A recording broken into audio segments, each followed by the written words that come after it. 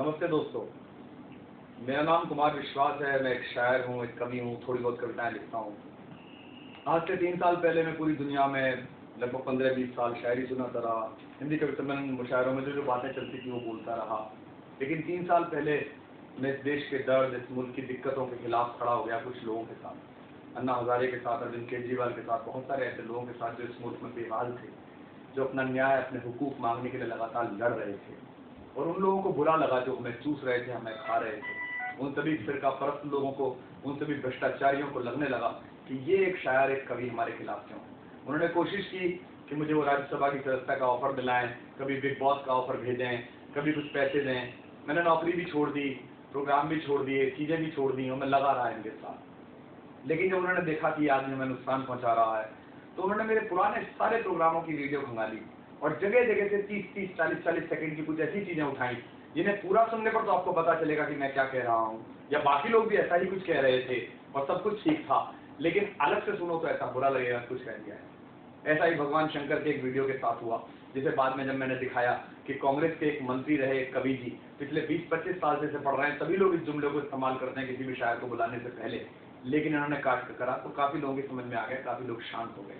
लेकिन मैंने अभी अभी सुना है, अभी भी मेरे संज्ञान में आया है कि एक वीडियो उन्होंने ऐसा एडिट किया है 30-40 सेकंड का, जिसमें एक फकीर का किस्सा मैं सुना रहा हूँ कि वो किस तरह बता रहा है कि हमारे लिए शहीद हुए हमारे बुजुर्गों को सदा याद रखना चाहिए। 1400 साल ही नहीं, 14,000 साल तक उस कुर्बानी को याद रखना चाहिए। और ऐसा ही मेरे साथ हुआ था जब मुझे अन्ना हजारे के साथ जेल में डाला गया था और पानी काट दिया गया था।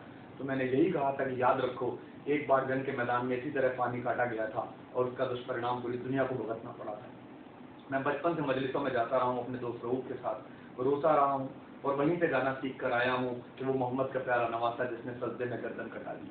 ये मैं गाता रहा हूँ अपनी इबादतों में भी, अपनी आरती की तरह, अपने भजन की तरह, अपने गायत्री मंत्र की तरह। तो मैं सबसे पहले तो अगर किसी को भी उस 30 सेकंड के वीडियो से ऐसा लग गया हो, क्योंकि जिन लोगों ने ये किया है वो जानते हैं कि हम दंगों के खिलाफ बोले हैं, वो जानते हैं कि हम उनकी फिरका परस्ती राजनीति के खिलाफ लड़ रहे हैं, वो जानते हैं कि हम उनके आतंकवाद को भगवा और हरे में बांट देने के खिलाफ लड़ रहे हैं, इसलिए वो ऐसा कर रहे हैं। उन पर हजारों करोड़ रुपए, वो खूब सारा दुष्प्रचार कर सकते हैं, खूब सारी चीजें जहर में भर सकते हैं, चाहे मुजफ्फरनगर हो, चाहे भिवंडी हो, चाहे गुजरात हो, चाहे गोधरा हो, वो सब ये करते रहे।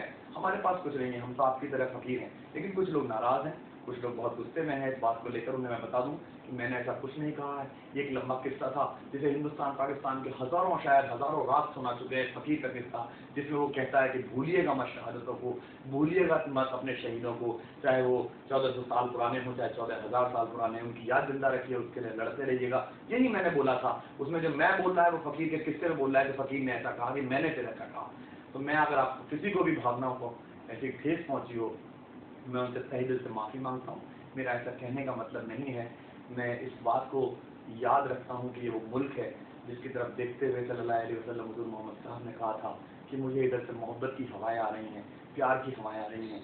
ये प्यार बनाकर रखिए, मोहब्बत बनाकर रखिए, लड़ाएंगे हमें, लड़िएगा मत। और ये बात सब तक पहुंचाइए कि हम इस देश में सांप्रदायिकता का बीज बोने वाले, फिरका परस्ती का बीज बोने वाले किसी भी नेता को दिल्ली के सिंहासन पर नहीं चढ़ने देंगे। हम दिन रात लड़ेंगे।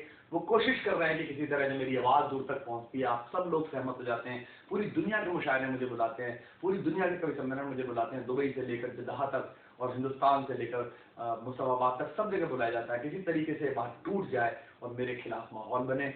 मैं उस परंपरा में हूँ जहाँ मैं अपने पिता के भी पैर छूता हूँ और वसीम बरेलवी, राहत नूरी, मुनव्वर राना और दुनिया के सारे बड़े शायरों की भी उसी शिद्दत के साथ पैर छूता हूँ।